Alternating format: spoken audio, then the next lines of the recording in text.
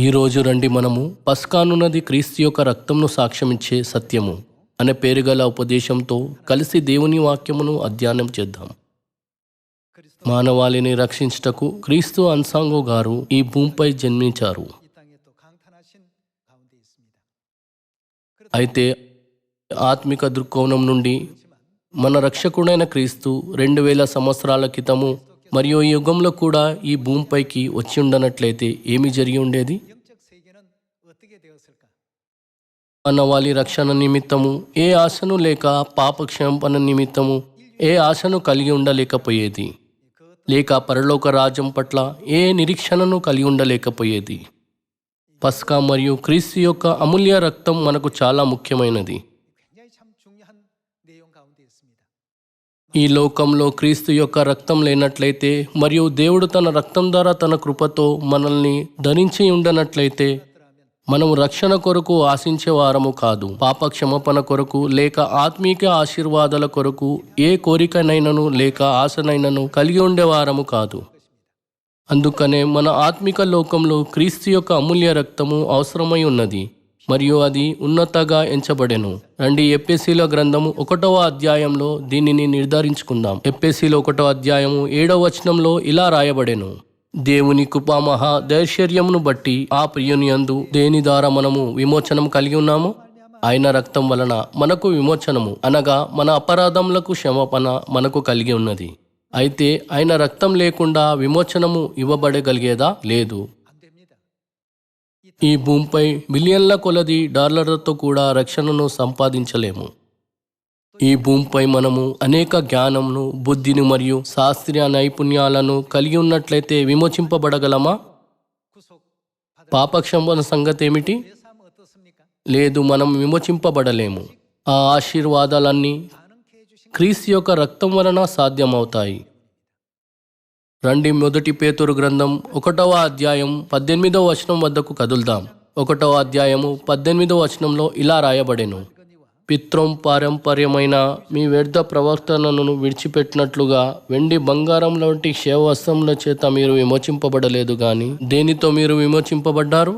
అమూల్య రక్తం చేత, అనగా నిర్దోషమును నిష్కలంకమగు గొర్రెపిల్ల వంటి క్రీస్తు రక్తం చేత విమోచింపబడితిరని మీరు ఎరుగుదురు కదా. క్రీస్తు యొక్క అమూల్య రక్తం ఈ ఆశీర్వాదాలన్నిటినీ మనకు సాధ్యం చేయనని పరిశుద్ధ గ్రంథం స్పష్టంగా తెలియజేస్తూ వివరిస్తుంది.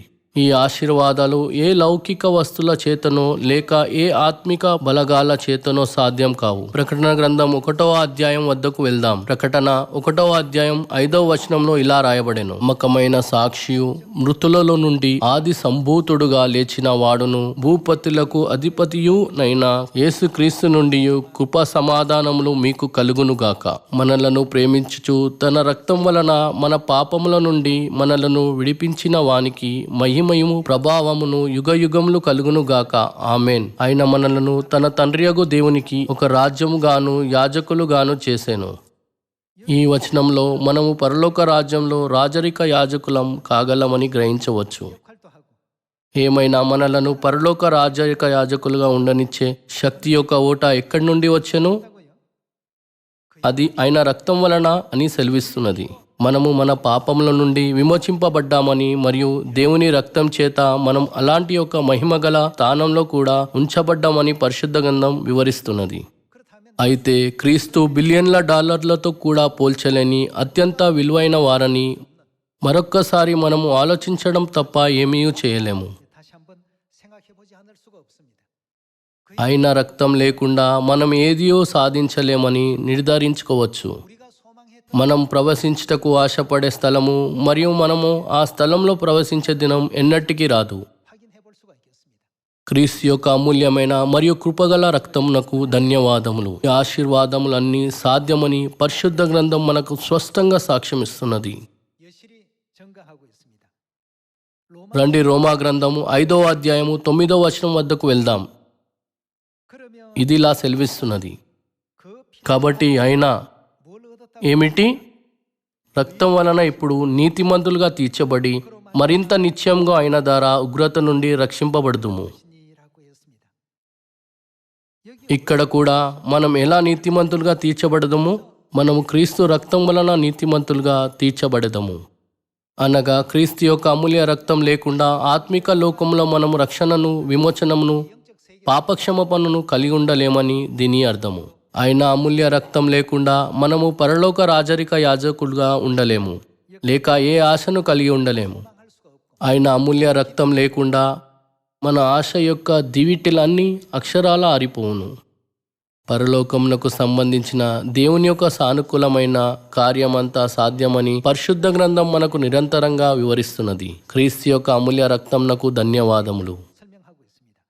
రండి కొలసీలు 1వ అధ్యాయం 20వ వచనం చూద్దాం. ఇది ఇలా సెలవిస్తున్నది: ఆయన శిలువ రక్తం చేత సంధి చేసి ఆయన ద్వారా సమస్తమును, అవి భూలోకమందైనను పరలోకమందైనను, వాటినన్నిటినీ ఆయన ద్వారా తనతో కూడా సమాధానపరచుకొనవలెనని తండ్రి అభిష్టమాయెను. క్రీస్తు యొక్క అమూల్య రక్తం లేకుండా అన్ని విషయాలకు సయోధ్య ఎన్నటికీ సాధించబడలేనిదని పరిశుద్ధ గ్రంథం మనకు వివరిస్తున్నది.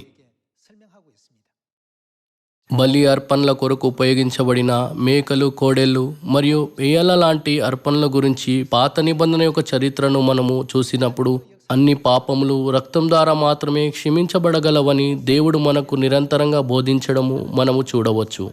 మోసే సమయం నుండి యేసు యొక్క సమయం వరకు 1500 సంవత్సరాల సుదీర్ఘ కాలం పాటుగా దేవుడు మనకు క్రీస్తు యొక్క అమూల్య రక్తం గురించి ప్రత్యేకమైన విద్యను ఇచ్చారు. దీని ద్వారా మనము పాపక్షమాపణ పొందగలిగి రక్షణ అనుగ్రహించబడి పరలోకం వెళ్ళగలం. మన అందరినీ పాపం నుండి విమోచించుటకు, మనకు రక్షణించుటకు, కృపగల దారంను తెచ్చుటకు ఆయన ఈ భూమిపైకి శరీరధారిగా వచ్చారు మరియు మనకు బదులుగా శిలువపై తన రక్తంను చిందించారు. తద్వారా మనము నిత్య పరలోక రాజ్యంలో ప్రవేశించగలము కదా. అయితే రండి క్రీస్తు యొక్క అమూల్య రక్తంను ఏ కట్టడాలో బంధించారో కనుక్కుందాము. రండి మత్తయి సువార్త 26వ అధ్యాయం 17వ వచనం వద్దకు వెళ్దాం. పులియని రొట్టెల పండుగలో మొదటి దినమందు శిష్యులు యేసునద్దకు వచ్చి, పస్కను భుజించుటకు మేము నీ కొరకు ఎక్కడ సిద్ధపరచగోర్చున్నామని అడిగిరి. అందుకైనా మీరు పట్టణమందున్న ఫలాని మనుషుని వద్దకు వెళ్ళి, నా కాలము సమీపమై ఉన్నది, నా శిష్యులతో కూడా ఈ ఇంట పస్కను ఆచరించదని బోధకుడు చెప్పుచున్నాడని అతనితో చెప్పుడనెను. యేసు తమకు ఆజ్ఞాపించిన ప్రకారము శిష్యులు చేసి పస్కను సిద్ధపరిచిరి. యేసు తన శిష్యులను పస్కను సిద్ధపరిచేలా చేసి వారితో దానిని ఆచరించారు. రండి 26వ వచనంతో కొనసాగిద్దాం. వారు భోజనం చేయుచుండగా యేసు ఒక రొట్టె పట్టుకొని దానిని ఆశీర్వదించి విరిచి తన శిష్యులకిచ్చి, మీరు తీసుకొని తినుడి, ఇది నా శరీరం అని చెప్పెను. పస్కా నాడు రొట్టెని ఇస్తూ యేసు తన శిష్యులకు ఈ రొట్టె యొక్క అర్థాన్ని వివరించారు. ఆయన ఇది నా శరీరం అని చెప్పారు. 27వ వచనంలో ఇలా రాయబడెను: మరియు ఆయన గిన్నె పట్టుకొని కృతజ్ఞతాస్తుతులు చెల్లించి వారికిచ్చి, ఈ గిన్నె లోపల ఏముండెనో అది పస్కా ద్రాక్షరసంను కలిగి ఉండలేదా? దీనిలోనిది మీరందరూ తాగుడి, అనగా పస్కా ద్రాక్షరసము. ఇది ఎవరి రక్తము? ఇది నా రక్తము, అనగా పాపక్షమాపణ నిమిత్తము అనేకుల కొరకు చిందింపబడుచున్న నిబంధన రక్తము. క్రీస్తు రక్తంను సాక్ష్యమిచ్చే సత్యము అనగా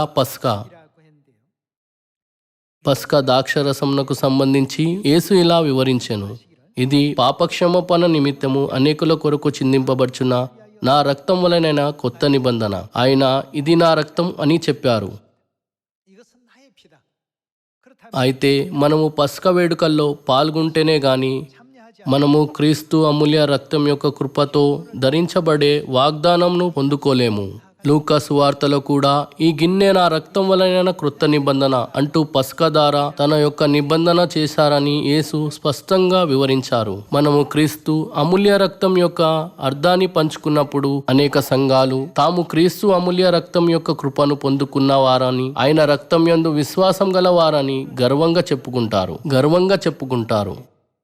కాబట్టి వారు రక్షణలో పాలు పొందగలరని చెప్పుకుంటారు.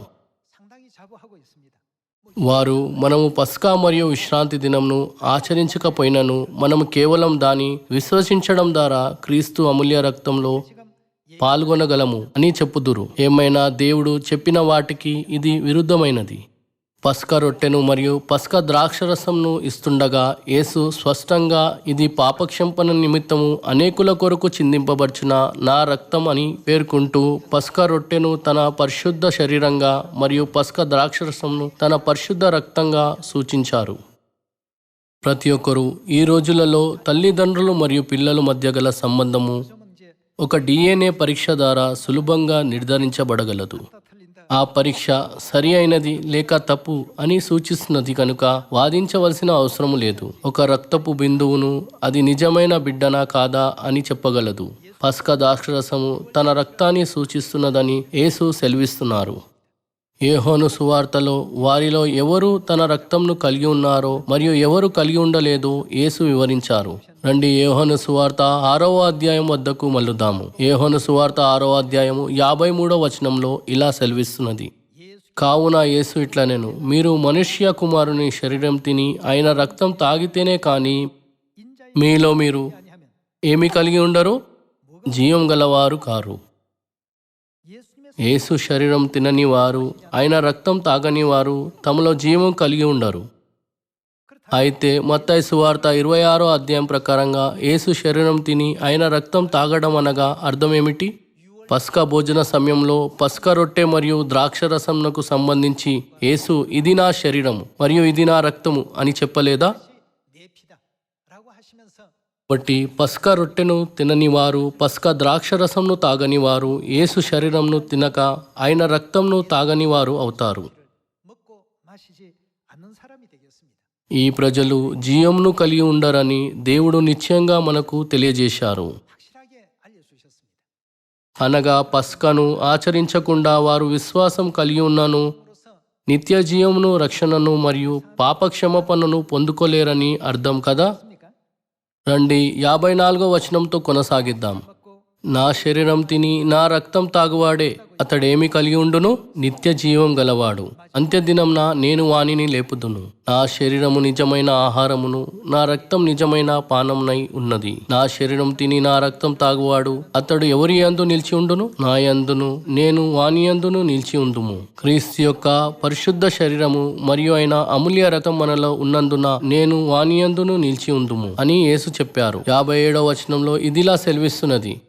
జీవం గల తండ్రి నన్ను పంపెను గనుక నేను తండ్రి మూలంగా జీవించుచున్నట్టే ఏమి జరుగును, నన్ను తినువాడు నా మూలంగా జీవించును. యేసుక్రీస్తు యొక్క అమూల్య రక్తం యొక్క కృపతో మనము ధరించబడగలిగే ఖచ్చితమైన సత్యంను యోహాను సువార్త 6వ అధ్యాయంలో దేవుడు మనకు నిశ్చయంగా తెలియజేయుచున్నారు.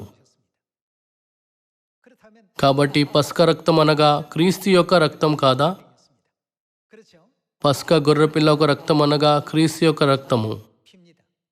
క్రీస్తు యొక్క అమూల్య రక్తమును స్వీకరించిన అనేక ప్రజలున్నారు. ఏమైనా ఈ భూమిపై దానిని ఇంకా పొందుకొని ఇంకా ఎక్కువ ప్రజలున్నారు. మనము ఎఫెసీయులు 1వ అధ్యాయంలో, ప్రకటన 1వ అధ్యాయంలో, 1 పేతురు 1వ అధ్యాయంలో చూసినట్లుగా క్రీస్తు యొక్క అమూల్య రక్తం పొందుకోవడం ద్వారా పాప క్షమాపణ, విమోచనము, నిత్య జీవము, పరలోక రాజ్యము మరియు యాజకత్వము యొక్క ఈ వాగ్దానములన్నీ ఎవరికి అనుగ్రహించబడనో మనము గ్రహించవలెను. ఈ వాగ్దానాలు కొత్త నిబంధన పస్కా యొక్క సత్యంలో ఉన్న ప్రజలకు మాత్రమే అనుగ్రహించబడలేదా? ఈ లోకంలో అసంఖ్యాకమైన ప్రజలు ఉన్నప్పటికీ ఈ కృప ప్రతి ఒక్కరికి చేరలేదు. దాదాపు 2000 సంవత్సరాల క్రితము యేసు పరలోకానికి వెళ్ళకముందు ఆయన నా శరీరం తిననివారు, నా రక్తం తాగనివారు నిత్య జీవం కలిగి ఉండరు అని చాటించారు. ఈ కారణం వల్ల అపవాది అయిన విషపూరిత శత్రువు ఈ భూమిపై గల ప్రజలు క్రీస్తు రక్తంను స్వతంత్రించుకోనాలని కోరలేదు. ఫలితంగా అపవాది ఏమి చేశాను? వాడు కౌన్సిల్ ఆఫ్ నేసియాను నిర్వహించి కుయుక్తితో పస్కాను కొట్టివేశాడు. ఇది క్రీస్తు శకం 325లో జరిగాను. ఈ విధానంలో సమస్త మానవాళి పూర్తిగా పస్కా రొట్టె మరియు ద్రాక్షరసమును తిని తాగే అనగా జీవపు సత్యమునకు గల మార్గంను కోల్పోయాను. కాబట్టి ఈ భూమిపైకి మరలా ఎవరు రావాలనని ప్రవచింపబడెను. ఇబ్రీలు 9వ అధ్యాయము 28వ వచనం ప్రకారంగా ఎవరు రాబోచున్నారు? మనము మన సంపూర్ణ రక్షణను సాధించుటకు క్రీస్తు ఈ భూమిపైకి రెండవసారి ప్రత్యక్షం అవ్వాలని పరిశుద్ధ గ్రంథం ప్రవచిస్తున్నది. ఎహెజ్కేలు 37వ అధ్యాయము మరియు 34వ అధ్యాయంలో నమోదైన ప్రవచనములు రక్షణ ఒక కార్యం అనున్నది యేసు ఈ భూమిపై రెండవసారి ప్రత్యక్షమగునప్పుడు మాత్రమే పరిపూర్ణమగునని బయలుపరచును. రండి రెండవ రాకడ యేసుకు సంబంధించిన వచనమును చూద్దాం. హెబ్రీయులు 9వ అధ్యాయం 27వ వచనం ఇదిలా సెలవిస్తున్నది: మనుషులు ఒక్కసారి మృతి పొందవలనని నియమింపబడెను, ఆ తరువాత తీర్పు జరుగును. అలాగనే క్రీస్తు కూడా అనేకుల పాపములను భరించుటకు ఒక్కసారి అర్పింపబడి తన కొరకు కనిపెట్టుకుని ఉండి వారి రక్షణ నిమిత్తము పాపం లేకుండా క్రీస్తు ఎన్నిసార్లు ప్రత్యక్షమగును? రెండోసారి ప్రత్యక్షమగును. ఆయన తప్పక రెండోసారి రావలెను. మొదటిసారి ఆయన ఈ భూమిపైకి వచ్చినప్పుడు ఆయన తన అమూల్య రక్తంను చిందించారు, క్రొత్త నిబంధన పస్కా సత్యంను స్థాపించారు. మరియు ఈ భూమిపైకి క్రీస్తు యొక్క అమూల్య రక్తాన్ని స్వతంత్రించుకునే తన పిల్లల్ని పోగు చేశారు. ఏమైనా శత్రువైన అపవాది పస్కాను క్రీస్తు శకం 325లో కొట్టివేశాను.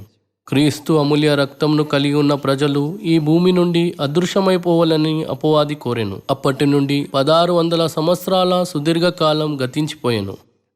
సుదీర్ఘకాలం గడిచిపోయినప్పటికీ మనుష్య కుమారుని శరీరం తిని ఆయన రక్తము తాగటం ద్వారా నిత్య జీవంలో పాల్గొనుటకు అర్హత పొందిన ప్రజలు ఈ భూమిపై కనుగొనబడలేకపోయాను. యేసు శరీరం తినని వారు, ఆయన రక్తం తాగని వారు తమలో తాము జీవం కలిగి ఉండరు అని యేసు ప్రాముఖ్యత వాయించాను. క్రొత్త నిబంధన ఇలా ప్రకటించబడినందున యేసు శరీరంను తినగా ఆయన రక్తంను తాగని వారు నిత్య జీవం కలిగి ఉండరు. అందుకనే తన కొరకు కనిపెట్టుకుని ఉండవారి రక్షణ నిమిత్తం యేసు ఈ భూమిపై రెండోసారి శరీరధారిగా ప్రత్యక్షమగునని వాగ్దానం చేశారు. క్రీస్తు రెండోసారి వచ్చినప్పుడు ఆయనను వెంటనే గుర్తించుటకు ఒక మార్గం ఉన్నది. మనం ఎలా ఆయనను గుర్తించగలము? ఈ లోక ప్రజలు కలిగి ఉండని ఒక రక్తపు రకము కలదు. ఈ రక్తపు రకం ఏమిటి? అది పస్కా రక్తపు రకము. పస్కా అనే పదము యొక్క మొదటి అక్షరం పి అయినందున మనము దానిని రక్తపు రకము పి అని పిలవచ్చని అనుకుంటున్నాను. సాధారణంగా రక్తపు రకాలు 4 రకాలుగా విభజించబడ్డాయి: ఏ, బి, ఏబి మరియు ఓ. కానీ పస్కా రక్తపు రకాన్ని రక్తపు రకం పి అని పిలువబడగలదు. ఈ భూమిపై ఈ రక్తపు రకాన్ని కలిగి ఉన్నవారు ఎవరూ లేరు. దేవుడు మాత్రమే ఈ రక్తపు రకాన్ని కలిగి ఉండగలరు కదా. దాదాపు 2000 సంవత్సరాల క్రితం పస్కా రక్తము ఎవరు రక్తమని దేవుడు చెప్పాను. ఆయన దానిని నా రక్తం అని పిలవలేదా? నిర్గమకాండ గ్రంథంలో ఆయన దానిని నా రక్తం అని పిలిచారు. మరియు మత్తాయి, మార్కు, లూకా గ్రంథంలో కూడా పిలిచారు. ఈ సువార్త గ్రంథాలలో దేవుడు పస్కను వివరించినప్పుడెల్లా ఇది నా రక్తం వలనైనా కొత్త నిబంధన అంటూ పస్కా దేవుని రక్తంతో స్థాపించబడనని, ఇంకా ఎవరి రక్తంతోనో స్థాపించబడలేదని ఆయన మనకు బోధించారు. మనతో దేవుని సంబంధం తండ్రి మరియు తన పిల్లలుగా స్థాపించబడెను. రండి ఈ దృశ్యాన్ని చూద్దాం. రండి 2 కొరింథీయుల 6వ అధ్యాయం 17వ వచనం చూద్దాం. కావున మీరు వారి మధ్య నుండి బయలువెడలి ప్రత్యేకంగా ఉండుడి, అపవిత్రమైన దానిని ముట్టకుడని ప్రభువు చెప్పుచున్నాడు. దేవుడు మీకు ఏమగును? ఆయన మీకు తండ్రే ఉండును. ఈ వచనంలో నేను మీకు తండ్రినే ఉండును అనగా ఏమిటి? అనగా ఆయన తన పిల్లలకు జీవంనిచ్చినని అర్థము. అయితే తన పిల్లలు పొందుకున్నారనగా ఇది దేనిని సూచిస్తున్నది? దేవుడు వారికి తన శరీరంను మరియు రక్తంను ఇచ్చారని ఈ వచనం సూచించడం లేదా? కేవలం దేవుడు ఈ రోజు నా పిల్లలుగా ఉండండి అని చెప్పడం ద్వారా దేవుడు మన తండ్రిగా మారలేదు మరియు మనం దేవుని పిల్లలుగా మారలేదు. తండ్రి మరియు తన బిడ్డకు మధ్యన రక్తము అవసరమై ఉన్నది. మీకు తండ్రినే ఉందును, మీరు ఏమగుదురు? మీరు నాకు కుమారులను కుమార్తెలై ఉందురని దేవుడిక్కడ పరిశుద్ధ గ్రంథంలో స్పష్టంగా మీరు నాకు కుమారులను కుమార్తెలై ఉందురని సెలవిస్తున్నారు. అయితే మనము దేవుని వల్లే ఒకే రక్తపు రకాన్ని కలిగి ఉన్నామని దాని అర్థం కాదా? మనం ఇరువురము పస్కా రక్తపు రకాన్ని కలిగి ఉన్నాము. సముద్ర తీరంన ఇసుక వల్లే ఈ భూమిపై అనేక సంఘాలున్నాయి. మరియు నేను దేవుని ఎరిగి ఉన్నాను, దేవుని విశ్వసిస్తున్నాను అనే వాదించే అనేక ప్రజలున్నారు. ఏమైనా దేవుడు ఎప్పుడైనా వారితో మీరు నా పిల్లలు అని చెప్పారా? యోహాను గ్రంథం 6వ అధ్యాయంలో దేవుడు ఖచ్చితంగా ఇలా చెప్పుచున్నారు, మనుష్య కుమారుని శరీరం తిని ఆయన రక్తం తాగువారే నిత్య జీవం గలవారు.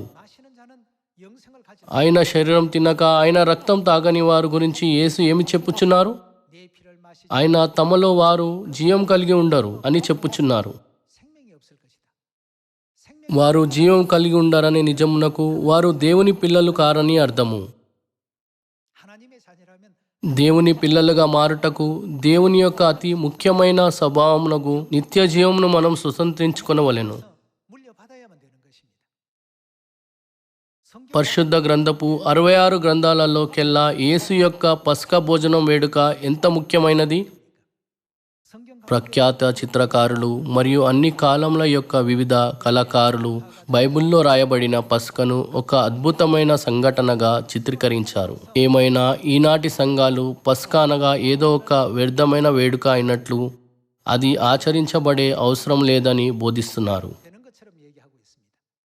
ఈ విధంగా వారు దేవుని పిల్లలు కారనే పరిపూర్ణమైన సాక్ష్యంను వారు అందిస్తున్నారు. అందువల్లే దేవుడు నేను మీకు తండ్రినే ఉందును అని చెప్పుచున్నారు. ఆయన మనకు తండ్రి అయినట్లయితే మనం రక్త సంబంధం కలిగి ఉన్నామని దాని అర్థం కాదా? తల్లిదండ్రులు మరియు పిల్లలు అందరూ రక్త సంబంధం కలిగి ఉంటారు. ఒక తండ్రి శరీరం మరియు రక్తం తన పిల్లలకు అందించబడుతుంది. ఈ విధంగా వారు రక్త సంబంధం కలిగి ఉండగలరు. ప్రపంచమంతటా గల మన సియోను సభ్యులు ఎక్కడున్నానో ఈ కారణం వలనే పరిశుద్ధ పస్కను ఆచరించరా? మరొక్కసారి మనం ఎందుకు పస్కను ఆచరిస్తాము? అది కేవలం దేవుని పండుగ అయినందువలన. నిజమే, మనం పస్కను ఆచరించుటకు ఒక కారణం అనగా అది ఒక పండుగే. ఏమైనా చాలా ముఖ్యంగా దానికి కారణమనగా ఆ దినమందు దేవుడు తన పిల్లలను తన శరీరం మరియు రక్తంను సుసంతరించుకునేలా అనుమతించును. ఇందువలనే మనము సర్వలోకమంతటా పస్కను పరిశుద్ధంగా ఆచరించామా? ఇందువల్లే దేవుడు 2 కొరింథీయుల గ్రంథంలో మీకు తండ్రినే ఉందును, మీరు నాకు కుమారులను కుమార్తెలై ఉందురని చెప్పారు. అయితే తండ్రి ఉన్నట్లయితే అచ్చట పిల్లలు కూడా ఉంటారు. అచ్చట ఇంకా ఎవరు ఉండవలేను? అచ్చట తల్లి తప్పక ఉండవలేను. దేవునితో గల మన సంబంధాన్ని మనకు బోధించటకై తండ్రి నాకు పస్కా మాత్రమే తెలుసు అని చెప్పే సందర్భాలు ఉండెను. తండ్రి హృదయము బద్దలాయెను మరియు నిరాశ చెందెను. ఎందుకనగా ఈ లోక ప్రజలు పస్కా ప్రాముఖ్యమైనదని గ్రహించలేదు. అందుకనే తండ్రి తనకు పస్కా మాత్రమే తెలుసు అని చెప్పును. ఆయన ఉద్దేశం ఏమిటి? పస్కా సత్యంను తీసుకొని వచ్చిన వారు ఎవరు? నాకు పస్కా మాత్రమే తెలుసు అని చెప్పడం ద్వారా తండ్రి సర్వలోకానికి నేను దేవుడను అని ప్రకటిస్తూ చాటిస్తుండేను. ఏమైనా ఈ లోకము ఆయనను ఎలా ఎంచెను? ఈ లోకము ఆయనను తెలుసుకొనలేదు. ఆయన తన సఖీల యొద్దకు వచ్చెను, ఆయన సఖీలు ఆయనను అంగీకరింపలేదు. యేసు మొదటి రాకట్లో ఏమి జరుగునో తన 2వ రాకట్లను అదే పునరుక్తమగుచున్నది. తండ్రి పరిశుద్ధాత్మ యుగంలో వచ్చినప్పుడు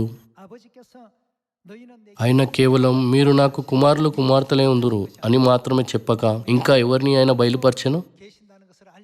మనము తల్లిని కలిగి ఉన్నామని తండ్రి స్పష్టంగా బయలుపరిచారు.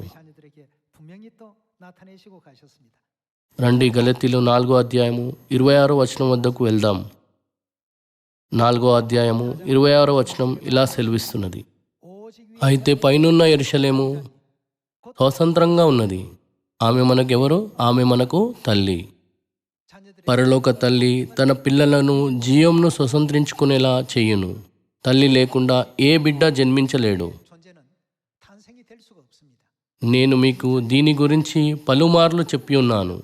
జీవ సాంకేతిక విజ్ఞానమును చదివే శాస్త్రవేత్తలు జీవం యొక్క మూలం గురించి అధ్యయనం చేశారు మరియు జీవము తల్లుల ద్వారా సంక్రమిస్తుందని 21వ శతాబ్దంలో కనుగొన్నారు. మనకు మైటోకాండ్రియా అనే పదము చాలా సుపరిచితమైనదే. తల్లి యొక్క మైటోకాండ్రియా మాత్రమే పిల్లలకు అందించబడుతుంది. వాటిని పిల్లలకు అందజేయడంలో విఫలమైతే పిల్లలు ఒక క్షణం కూడా కదలలేరు, ఏ శక్తిని కలిగి ఉండలేరు. వారు మాట్లాడను లేరు. ఒక చిన్న కండరాన్ని కూడా కదిలించుటకు బలాన్ని కలిగి ఉండరు. మరి యొక్క మాటల్లో జీవముఖ మూలము తమ తల్లుల ద్వారా పిల్లలకు అందించబడునని శాస్త్రవేత్తలు కనుగొన్నారు. 발견하게 되었고 తల్లి లేకుండా జీవము లేదు. 이 어머니 없으면 생명도 없는 것입니다. కాబట్టి గలతీలు 4వ అధ్యాయము 26వ వచనంలో దేవుడు సెలవిచ్చినట్లుగా మన ఆత్మలు తండ్రైన దేవుని మాత్రమే కాక తల్లైన దేవుని కూడా కలిగి ఉన్నాయి. తల్లి అయిన దేవుడు లేకుండా మనము పరలోక పిల్లలుగా మారలేమని, ఒక పరిపూర్ణమైన ఆత్మిక కుటుంబాన్ని కలిగి ఉండలేమని దేవుడు మనకు బోధిస్తున్నారు. 문제에 대해서 రండి దీనిని రోమా 8వ అధ్యాయము 16వ వచనంలో చూద్దాం. మనం ఎవరని ఆత్మ సాక్ష్యం ఇచ్చుచున్నది? మనము దేవుని పిల్లలమని ఆత్మ తానే మన ఆత్మతో కూడా సాక్ష్యం ఇచ్చుచున్నాడు. 증거하시나니 మనము దేవుని పిల్లలమని సాక్ష్యమిచ్చుటకు ఆత్మ ఏ సాక్ష్యంను ఉపయోగించును? అది మనలో ప్రవహిస్తున్న దేవుని రక్తం, అది మనలోని దేవుని శరీరము. 살이 우리 속에 있습니다. మనము దేవుని పిల్లలమని ఆత్మ తానే మన ఆత్మతో కూడా సాక్ష్యం ఇచ్చుచున్నాడు. 증거하나니 మనము పిల్లలమైతే అప్పుడు మనం ఏమగుదుము? 자녀라 మనము పిల్లలమైతే అప్పుడు మనము సహజంగానే పరలోక రాజ్యంను స్వతంత్రించుకునే వారసులుగా మారెదము. 또한 후사 మనం పిల్లలమైతే వారసులము, అనగా దేవుని వారసులము. 후산이 క్రీస్తుతో కూడా మహిమ పొందుటకు ఆయనతో శ్రమపడిన ఎడల క్రీస్తుతోడి వారసులము. 생각한데 మన ఎడల ప్రత్యక్షం కాబో మహిమ ఎదుట ఇప్పటి కాల శ్రమలు ఎన్నతగినవి కావని ఎంచుచున్నాను. పరలోక వస్తువులు నిత్యమైనవి గాక భూలోక వస్తువులు తాత్కాలికమైనవని ఈ వచనం యొక్క భావము. 영원하고 영원 పరలోక వస్తువులు యుగయుగంలో నిలిచి ఉండును. 이 영원한 సకల మానవ జాతికి ఈ నిత్య మహిమను ఇచ్చుటకై దేవుడు ఈ భూమిపై క్రొత్త నిబంధన పసక సత్యంతో రెండోసారి ప్రత్యక్షమయ్యారు. 절 새 언약 진리를 가지시고 దేవుడు మరలా ప్రత్యక్షం కానట్లయితే 등장하신 것입니다. మానవాళికి ఏం జరిగి ఉండేది? 하시지 아니하셨다고 한다면 이 인류이 సమస్త మానవాళి తమలో జీవంను కలిగి ఉండనని వారికి చెంది ఉండేది. 먹지 아니하면 ఎందుకనగా వారు మనుష్య కుమారుని శరీరంను రక్తంను తిని తాగలేదు. 들어갈 수밖에 없었습니다. కృతజ్ఞతాపూర్వకంగా మన కొరకు ఎవరు వచ్చి ఉన్నారు? మనలను రక్షించుటకు తండ్రి వచ్చారు, మరియు పరలోక తల్లి కూడా వచ్చి ఉన్నారు. తండ్రి మరియు తల్లి తమ పిల్లలమైన మనలను పిలుచుచున్న అందమైన దృశ్యమును పరిశుద్ధ గ్రంథం నమోదు చేసి ఉన్నది. ఈ దృశ్యము ప్రకటన గ్రంథం 22వ అధ్యాయము 17వ వచనంలో రాయబడెను. 성령과 ఆత్మయు పెళ్లి కుమార్తెయు వారేమి చెప్పుచున్నారు? రమ్మని చెప్పుచున్నారు. తండ్రి మరియు తల్లి సర్వలోకమంతట గల తమ పిల్లలందరినీ పిలువటాన్ని మనము కళ్ళారా చూస్తున్నాము. దేవుడు మనలను నా యొద్దకు రమ్ము అంటూ మనల్ని పిలుచుచున్నారు. రండి మరియు నా ప్రేమ మరియు ఆశీర్వాదం ద్వారా నా శరీరం మరియు రక్తంను స్వతంత్రించుకోండి. ఈ విధంగా దేవుడు మనల్నందరినీ పిలవాలని కోరుచున్నారు. తద్వారా మనము నిత్య పరలోక రాజ్యమునకు ఆహరణమై యుగ యుగాలు పాలించదము.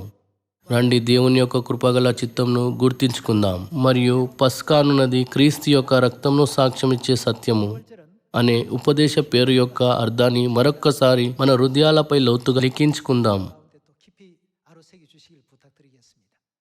పస్కానగా మనలను నాశనం నుండి తప్పించుకునేలా అనుమతించే ఒక పండుగని మనము సులభంగా ఆలోచించవచ్చు. మనము దేవుని శరీరం రక్తంను కలిగి ఉన్న దేవుని పిల్లలం కనుక నిజమే నాశనం చేయి దూతలు మనలో దాటిపోతాయి.